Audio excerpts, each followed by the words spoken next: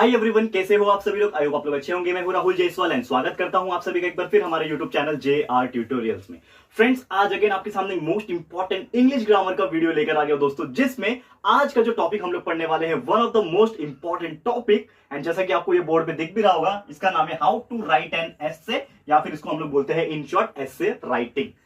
जी हाँ दोस्तों, ये एक ऐसा टॉपिक है नॉर्मली हर इंग्लिश का एग्जाम जब भी आप अपने लाइफ में दोगे, चाहे वो आप अपने स्कूलिंग में हो, यानी कि आप जब 10वीं तक होते हो तब तक हो, आप 11th और 12th में जब जाते हो यानी जूनियर कॉलेज जिसको बोलते हैं वहां पे हो, यानी कि आप ग्रेजुएशन में जाते हो उसके बाद हो, इंजीनियरिंग में हो, या फिर आप कहीं पे भी हो, आप कोई भी कंपटीशन की भी तैयारी कर रहे हो, यूपीएससी हो, हर चीज में इंग्लिश ग्रामर का एक टॉपिक डेफिनेटली होता है। एंड वो जो एक टॉपिक है दोस्तों, वो नन है अदर देन एस्से राइटिंग।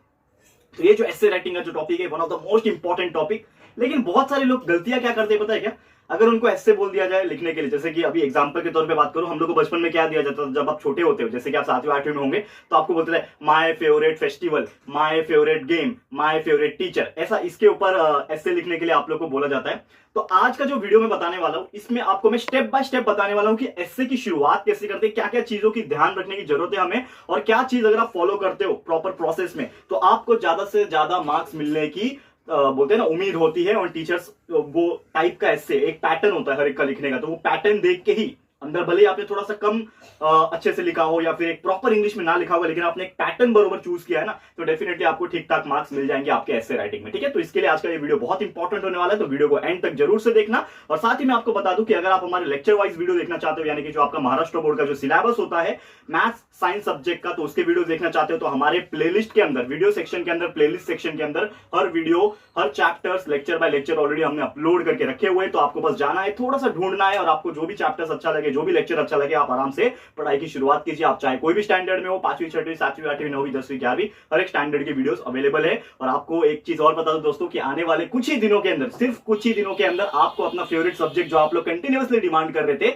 जिसका नाम है सोशल स्टडी, यानी history, geography, political science, civics, इसके भी वीडियोस आपको हर एक स्टैंडर्ड के लिए जल्द से जल्द मिलने लगेंगे। इतना मैं गारंटी देता हूं आपको कुछ ही दिनों में। ठीक है, सब कुछ सेट हो गया है, बस आपको बस इंतजार करना है कुछ दिन का, आपको वीडियोस बहुत सारे मिलेंगे। तो चलिए, इतना मैंने बात बोल दिया, अब चलते हैं हमारे मेन टॉपिक की तरफ, जिसका नाम है दोस्तों हाउ टू राइट एन एस्से या फिर एस्से राइटिंग। तो सबसे पहले आपको यह समझना होगा दोस्तों कि एस्से का मतलब क्या है। सभी को पता है एस्से का मतलब क्या होता है, ठीक है ना। एस्से जब भी ये वर्ड आता है हमारे दिमाग में तो सबको पता है एस्से क्या होता है। आपको क्वेश्चन पूछता है राइट एन एस्से, 3 टॉपिक दे रहे थे आपके पेपर में, क्वेश्चन पेपर में, your favourite festival, my favourite animal, my favourite teacher, ऐसा अलग अलग आपको दिया जाता है, उसमें से कोई एक चूज करना होता है। तो बेसिकली आपको मतलब पता होना चाहिए कि एस्से का मतलब क्या होता है। तो essay is nothing but short writing.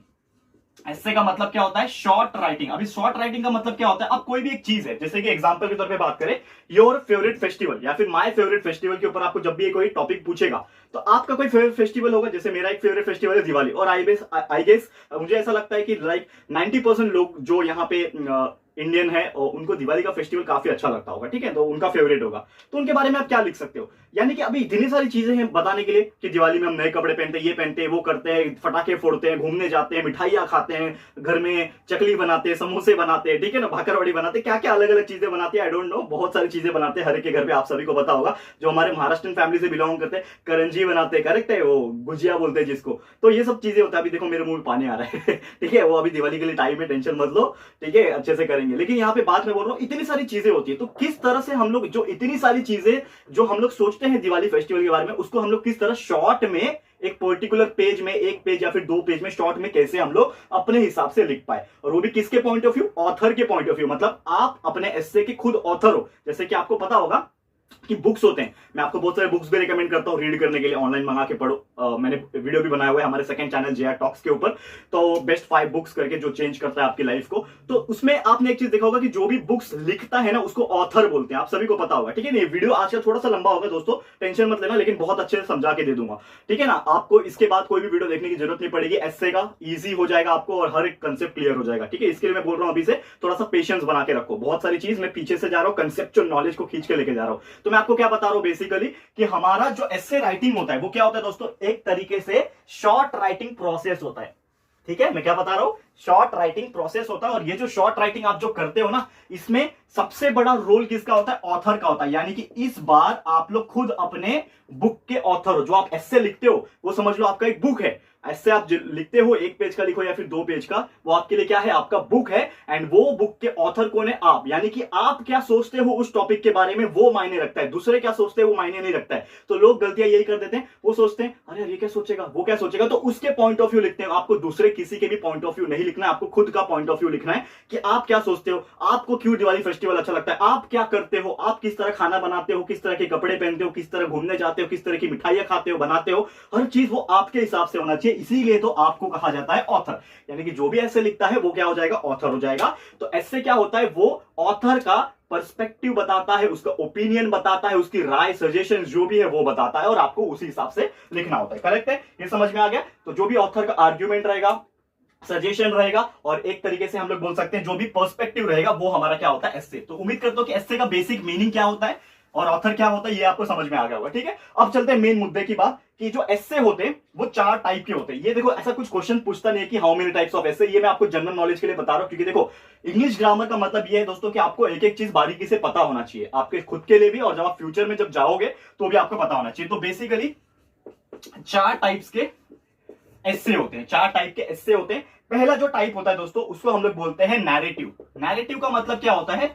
जैसे कि आप अपने से कुछ स्टोरी बेस्ड एस्से लिख रहे हो, यानी कि किसी के बारे में बता रहे हो। ठीक है ना? अभी कोई बोलेगा कि माय विलेज के बारे में एस्से लिखो, तो माय विलेज के बारे में मतलब आप क्या बताओगे? एक स्टोरी फॉर्म में बताओगे कि यार मेरा विलेज यहाँ पे है, यहाँ पे हो, और इस स्टेट में है, यहाँ पे विलेज में इस प्रकार की खेती होती है, विलेज में इस प्रकार का मेरा घर है। तो आप अपने विलेज के बारे में एक स्टोरी बेस बनाओगे, तो आप खुद क्या करोगे? नैरेट करोगे, उसके बारे में बताओगे। तो उसको बोलते हैं नैरेटिव। तो नैरेटिव टाइप का हो गया। फिर दूसरा टाइप का जो एस्से होता है उसको बोलते हैं डिस्क्रिप्टिव टाइप। डिस्क्रिप्टिव मतलब उसके बारे में पूरा डिटेल में डिस्क्रिप्शन बताना। मतलब आप कोई चीज आपको पूछता है कि write an essay about Sachin Tendulkar, ऐसा कोई आपको पूछ दिया, तो सचिन तेंदुलकर कौन है? God of cricket, we all know that. ठीक है, अब उनके बारे में हम लोग जब लिखना शुरू करेंगे यार, मतलब एक बुक खत्म हो जाएगा। करेक्ट है? आप मानते होंगे सचिन के बारे में, या फिर जो भी आपके फेवरेट क्रिकेटर है उनके बारे में आप लिखोगे तो बहुत सारे बुक्स जो है कम हो जाएंगे, क्योंकि उनके बारे में इतनी सारी चीजें हैं, हम हर चीज नहीं बता सकते। तो उसको डिस्क्रिप्टिव बोलते हैं या फिर डिस्क्रिप्शन बोलते हैं। यहाँ पे मैं डिस्क्रिप्टिव लिखूंगा, डिस्क्रिप्शन नहीं। ठीक है, डिस्क्रिप्टिव टाइप, यानी कि उसके बारे में पूरा डिटेल में विस्तार से बताना, डिस्क्रिप्शन पॉइंट ऑफ व्यू बताना। ये हो गया सेकंड टाइप का एस्से। तीसरा टाइप का जो एस्से होता है दोस्तों, वो होता है आर्ग्यूमेंटिव। ठीक है ना? आर्ग्यूमेंटिव। आर्ग्यूमेंटिव का मतलब ये होता है कि किसी चीज के बारे में आर्ग्यूमेंट करना। ठीक है ना? हम लोग बहस कर रहे हैं, वैसा आपको ऐसे लिखना है। और चौथा जो टाइप का एस्से है यहाँ पे, जिसको हम लोग बोलते हैं दोस्तों यहाँ पे रिफ्लेक्टिव टाइप। रिफ्लेक्टिव का मतलब क्या होता है? किसी के बारे में, किसी टॉपिक के बारे में बताना। जैसे खासकर जो पब्लिक इश्यू के टॉपिक होते हैं ना, पब्लिक से रिलेटेड टॉपिक होते हैं। जैसे कि आपको पता है दुनिया में, हमारे इंडिया में खासकर बहुत सारे केसेस डाउरी के आते हैं। ठीक है ना? फिर बोलते हैं ना हम लोग करप्शन के केसेस आते हैं। तो ये सब क्या पब्लिक चीजें है, पब्लिक से रिलेटेड चीजें, तो उसको रिफ्लेक्टिव बोलते हैं। तो ऐसे टाइप के जो एस्से होते हैं वो हम लोग लिख सकते हैं। तो 4 टाइप के एस्से होते हैं, ये आपको समझ गया। अब चलते हैं एस्से लिखना कैसे। ये मेन मुद्दे की बात है। देखो यहां तक आप बोलेंगे कि सर आपने बहुत सारी फालतू चीज बताई। फालतू चीज नहीं थी, आपको जानना जरूरी था, क्योंकि हम लोग क्या पढ़ाते हैं आपको? कंसेप्ट। बाकी तो आप हाउ टू राइट एन एस्से, ये बहुत सारे लोग मतलब डायरेक्टली सर्च मारेंगे तो आपको मिल जाएगा। लेकिन मेन यहाँ पे आपको एकदम जड़ से जाना है, क्योंकि एक ही वीडियो आएगा इसके ऊपर। आज के बाद एस्से के ऊपर कोई वीडियो नहीं आएगा, भले ही एस्से लिखने के ऊपर वीडियो आएगा, लेकिन हाउ टू राइट एन एस्से ये टोटल एक वीडियो में ही आप टोटल A to Z जो है समझ जाओगे। इसके लिए मैं बार बार बोलता हूं कि आपको एंड तक देखना पड़ेगा, वीडियो थोड़ा सा लंबा हो सकता है। अब सीधा सीधा मुद्दे पे आते हैं हम लोग, जो कि है हाउ टू राइट एन एस्से। ठीक है ना? एस्से कैसे लिखेंगे। तो मुझे एक बात बताओ, यहाँ पे आप लोग से मैं सवाल पूछना चाहता हूं। ठीक है, आप लोग से मेरा एक सिंपल सा सवाल है कि आप जब भी एस्से लिखते हो, ठीक है, थोड़ा सा सोचो, आप जब भी कोई एस्से लिखोगे या फिर सोचते हो एस्से के बारे में, तो सबसे पहले क्या लिखते हो? सबसे पहले वो जो एस्से होगा उसके बारे में आप क्या करोगे? तो सबसे पहले आप लिखोगे उसके बारे में इंट्रोडक्शन। हम हमेशा क्या करते हैं? सबसे पहले क्या करते हैं? Number 1, we write introduction. याद रखना, हमेशा हमेशा हमेशा याद रखना कि कोई भी आप एस्से लिखो, सबसे पहले आप उस टॉपिक का क्या करोगे? इंट्रोडक्शन। वो भी स्टार्ट कैसे करोगे? सबसे पहले स्पेस होना चाहिए, यानी कि थोड़ा सा जगह खाली होना चाहिए इतना, और उसके बाद एक पैराग्राफ मोड पे आप यहां से चालू करोगे। तो यहां से जब आपको स्टार्ट करना है तो आप हमेशा स्टार्ट करने का एक पंच लाइन से, always start with punch line. Punch line मतलब क्या होता है? कुछ डायलॉग हो गया, ठीक है ना, कुछ भी डायलॉग हो गया, कुछ भी थॉट हो गया, ठीक है ना, इस तरह से आप स्टार्ट कर सकते हो, क्योंकि पहला इंप्रेशन आखिरी इंप्रेशन होता है। ठीक है ना? पहला इंप्रेशन आखिरी इंप्रेशन होता है। तो हमेशा इस टाइप के क्वेश्चन से स्टार्ट करो और हमेशा क्या करना है, आपको कुछ ना कुछ एक क्रिएटिव थॉट यहां पे लाना है पहले लाइन में। कि आप अगर किसी के बारे में बता रहे हो, एमएस धोनी के बारे में बता रहे हो, तो आप क्या बोलोगे, Why he is called as Captain Cool, ठीक है ना, let's find out in this essay.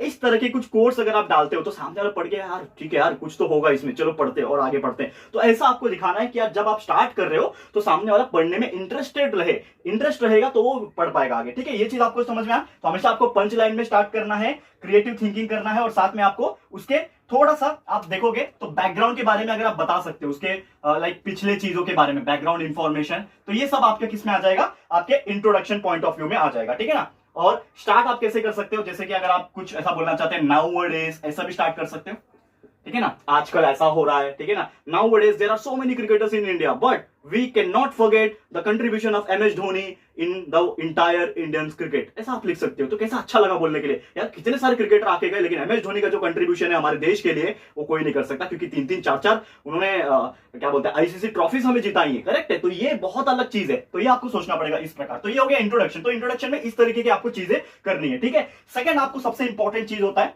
Introduction तो आप दे लोगे लगभग 5 लाइन का 10 लाइन का जो भी आप देना चाहते हो, ये सब चीज उसमें कवर हो जाएगा। उसके बाद आता है आपका मेन बॉडी।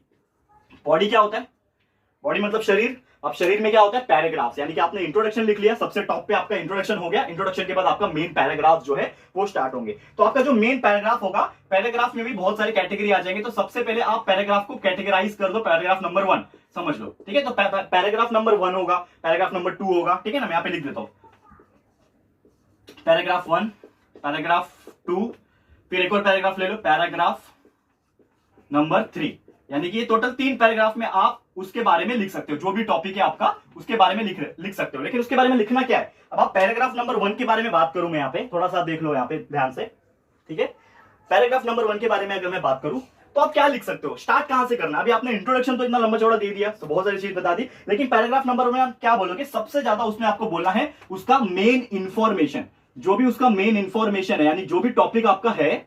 फॉर एग्जाम्पल आपका माय फेवरेट फेस्टिवल है, माय फेवरेट स्पोर्ट्स पर्सन है, जो भी है, तो उसका मेन इंफॉर्मेशन जो है वो इस पैराग्राफ में आना चाहिए। पहला पैराग्राफ में हमेशा मेन इंफॉर्मेशन होना चाहिए कि क्या है, और हमेशा आपके जो वर्ड्स है वो प्रॉपर होने चाहिए, जो वर्डिंग होंगे आपके, जो वर्ड्स आप यूज करोगे वो प्रॉपर होने चाहिए, ठीक है। और प्रॉपर भी किस तरह मैं बोल रहा हूं कि एक प्रॉपर सीक्वेंस होना चाहिए। आप किधर का किधर मत बोल दो। आपने पहले बात किया एमएस धोनी के करियर की शुरुआत, लेट्स सपोज मैं एग्जांपल के तौर पे बात कर रहा हूं कि एमएस धोनी के बारे में लिखना है, तो आप स्टार्ट कैसे करोगे कि हाँ एमएस धोनी जो है वो इधर से आए हैं, रांची से बिलोंग करते हैं, उनका ये गांव रहा है, उन्होंने किस प्रकार अपने लाइफ में स्ट्रगल किया, तो वो इंफॉर्मेशन आप दे रहे हो। डायरेक्टली आप बोल दोगे पहले पार्ट में कि एमएस धोनी ने वर्ल्ड कप जिता दिया, तो यार आप सीधा एंड में आ गए ना। तो ऐसा नहीं करना है, वो धीरे धीरे जाएंगे हम लोग, आगे बढ़ेंगे। एक स्टोरी फॉर्मेशन होना चाहिए। ऐसे का मतलब क्या होता है कि आप एक ट्रस्ट बिल्डअप कर रहे हो, धीरे धीरे इंटरेस्ट को जगा रहे हो वो पढ़ने वाले के, जो भी आपका टीचर होगा, जो भी आपका चेक करने वाला होगा, उसमें आप इंटरेस्ट जगाओ। यार एमएस धोनी टिकट कलेक्टर था, ये था, ऐसा ऐसा, और धीरे धीरे आप बोलो कि वो इंडियन टीम में आया, वो पहले मैच में 2 या 3 रन बना के आउट हो गया। ऐसा धीरे धीरे करके आप आगे आओगे तो उसको इंटरेस्ट आएगा, करेक्ट है। तो आपको पहले पैराग्राफ में मेन इंफॉर्मेशन देना है, सबसे पहले प्रॉपर सीक्वेंस में देना है। उसके बाद जैसे आओगे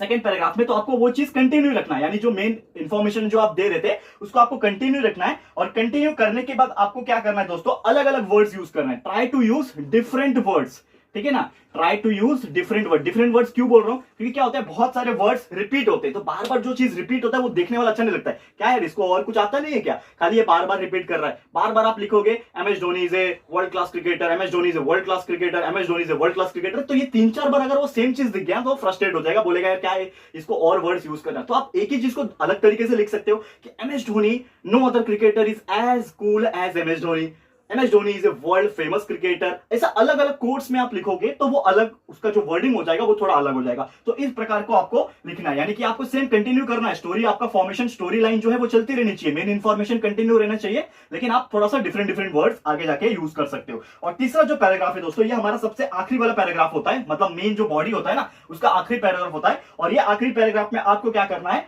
कुछ कंपैरिजन करके दिखाना है। मतलब एंड कर रहे हो ना आप अभी, तो आपको कंपेयर करना है, कंपैरिजन, ठीक है। आपको थोड़ा सा कंपैरिजन करना है। अब आप बोलोगे सर कंपैरिजन किसके साथ करें, तो बेसिकली अगर मैंने एग्जांपल के तौर पे, किसकी बात चल रही है हमारा यहाँ पे, एग्जांपल के तौर पे हमारा दोस्तों अभी बात किसकी चल रही है, बात चल रही है एमएस धोनी की, ठीक है।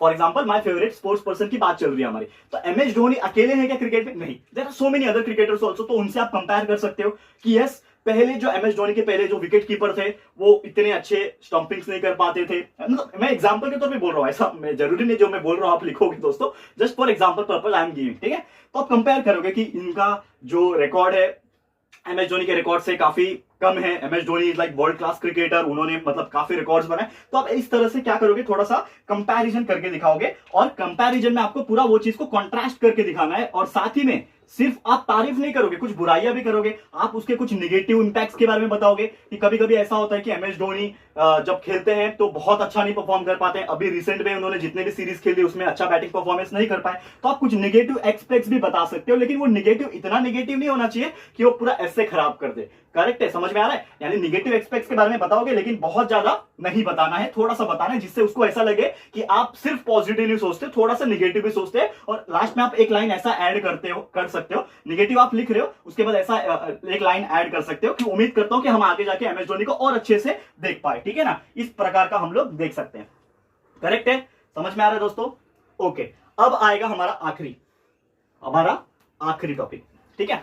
आखिरी टॉपिक क्या आएगा दोस्तों? यहां पे आप देखो पैराग्राफ 3 हो गया, ठीक है। मतलब अब यहां पे आपने इंट्रोडक्शन से स्टार्ट किया, पूरा एक पैराग्राफ का इंट्रोडक्शन होगा, पूरा स्टार्ट किया। उसके बाद आप आओगे मेन बॉडी में जिसमें आप 3 पैराग्राफ लिखोगे, कम से कम 8-10 लाइन का एक पैराग्राफ, 8-10 लाइन का दूसरा, 8-10 लाइन का 3 पैराग्राफ। तो आपका लगभग आधा से ज्यादा लगभग 75% आपका ऐसे कंप्लीट हो गया। अब लास्ट में आपको एक बहुत ही अच्छा काम करना है जो बहुत सारे लोग करना भूल जाते हैं, जो कि है दोस्तों तीसरा और सबसे इंपॉर्टेंट जो मुझे लगता है वो है दोस्तों कंक्लूड करना, जिसको बोलते हैं हम लोग कंक्लूजन।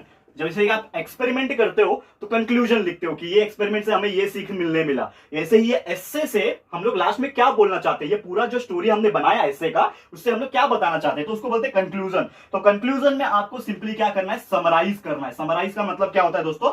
इन शॉर्ट आपको ये जो आपने एस्से के बारे में लिखा है उसको एक इकट्ठा करके एकदम छोटे 3 से 4 लाइन, 4 से 5 लाइन के अंदर आपको क्या करना है, समराइज कर देना है, ठीक है ना। 4 to 5 लाइन्स के अंदर कि किस प्रकार आपने क्या चीज बताया है, ये समराइज जैसे आप कर दोगे, इन शॉर्ट कर दोगे, और हमेशा आपको खत्म करना है, क्योंकि आप कंक्लूजन बहुत बड़ा नहीं लिख सकते, ज्यादा से ज्यादा 7-8 लाइन बस हो गया। तो आपने 4-5 लाइन अगर समरी में डाल दिया तो आपको एंड करना है विद ए कोट, ठीक है ना। हमेशा एक डायलॉग से या फिर एक कोट से, थॉट से, ठीक है ना, डायलॉग वगैरह होता है उससे आपको खत्म करना है, और हमेशा पॉजिटिव तरीके से खत्म करना है। हमेशा याद रखना, आपको हमेशा खत्म करना है पॉजिटिव तरीके से, क्योंकि आप नेगेटिव करके खत्म करोगे, हाँ there is MS Dhoni is not a good cricketer, आपने खत्म कर दिया ऐसा, तो क्या बोलेगा? आपने तारीफ किया पूरे इसमें और लास्ट में आप नेगेटिव खत्म कर रहे हो। तो हमेशा ऐसा याद रखना है कि आपको इस तरह खत्म करना है कि पढ़ने वाले को भी मजा आ जाए। आप लिखोगे अगर एमएस धोनी का वो सामने वाला फैन निकला तो वो तो डबल खुश हो जाएगा कि no other cricketer is as good as MS Dhoni, ठीक है ना। MS Dhoni was the greatest cricketer ever. मैं ऐसा देखो बोल रहा हूं, दिल पे मत लेना, जो एमएस धोनी का फैन है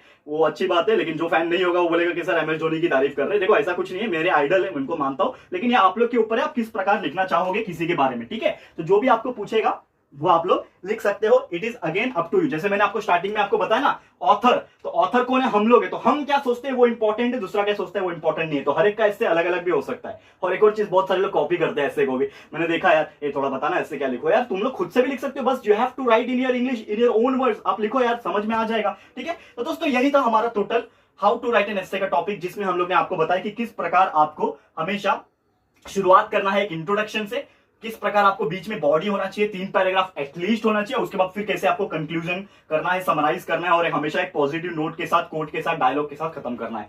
क्लियर है दोस्तों? तो उम्मीद करता हूं कि आपको ये चीज बहुत ही अच्छे से समझ में आ गया होगा, ठीक है। तो बस यही था हमारा आज का लेक्चर वीडियो, बस, ठीक है। तो एक और चीज मैं यहाँ पे बोलना चाहूंगा जो मुझे ऐसा लग रहा था कि आप लोगों में एक होमवर्क दे दूं क्या, क्योंकि इंग्लिश ग्रामर में मैंने शायद आपको बहुत कम होमवर्क दिया है। मैं चाहता हूं दोस्तों कि आज मैंने इतने सारी चीजें बता दी आपको एस्से के बारे में, तो मैं चाहता हूं कि अगर आप ये वीडियो देखोगे पूरा, अभी तक यहां तक पहुंच गया मतलब पूरा देख ही रहे होंगे, तो यहां तक देखने के बाद मैं आपको एक होमवर्क दे रहा हूं, एक टॉपिक दे रहा हूं, इसके ऊपर ना एस्से लिखो। और ना क्या करना, मैं चाहता हूं, ऐसा पर्सनली मुझे अच्छा ऐसा लग रहा है, फील हो रहा है कि आप ये एस्से लिखो, अपने पेज में लिखना, अपने नोटबुक में लिखना, और वो एस्से लिखने के बाद उसका फोटो क्लिक करके मुझे इंस्टाग्राम पे मैसेज कर सकते हैं, और मैं देखूंगा यार कौन सा बच्चा कितना प्रॉपर एस्से लिख पाता है। तो एक टॉपिक में देने वाला हूं आपको, बहुत ही इंटरेस्टिंग टॉपिक है, और ये आजकल चल भी रहा है बहुत ज्यादा फॉर्म में।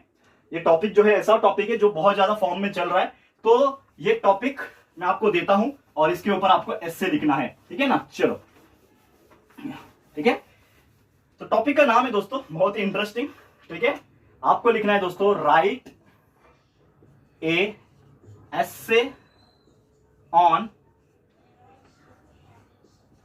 दिख रहा है आपको क्या लिख रहा हूं मैं?